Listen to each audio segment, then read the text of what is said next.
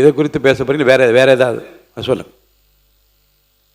மாண்புமிகு பேரவைத் தலைவர்களே, உங்களுக்கு தெரிந்த செய்தி தான் இது. அரசின் சார்பாக 110 விதியின் கீழ் சில அறிவிப்புகளை செய்கிற பொழுது அந்த பகுதியிலிருந்து அது நன்றி சொல்வதாக பாராட்டுதான் விடுவார்கள், எப்பொழுதுமே நடைபெற்று கொண்டிருப்பது.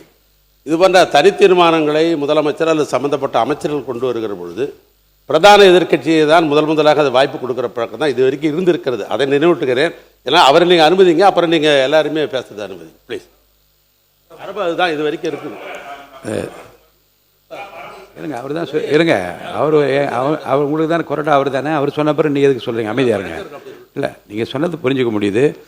சென்ற முறை இது போன்று அனுமதித்தேன். ஏன்னு சொன்னால் கட்சிகளுடைய எண்ணிக்கைக்கு ஏற்ப 1, 2 அப்படி கொண்டு தான் போட்டு வந்தோம். கட்சிகளுக்கு ஏற்ப கொடுத்துட்டு வந்தோம். இப்போ இதுதான் இல்லை, புரியுது. சரி, அவை முன்னவர்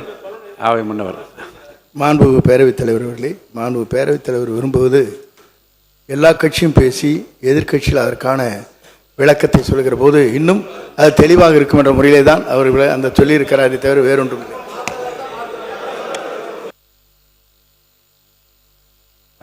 அது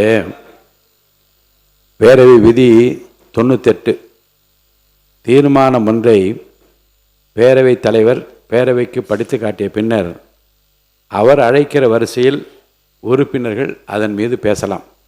அந்த அடிப்படையில் சில மாறுதல் நான் செய்கிறேன்.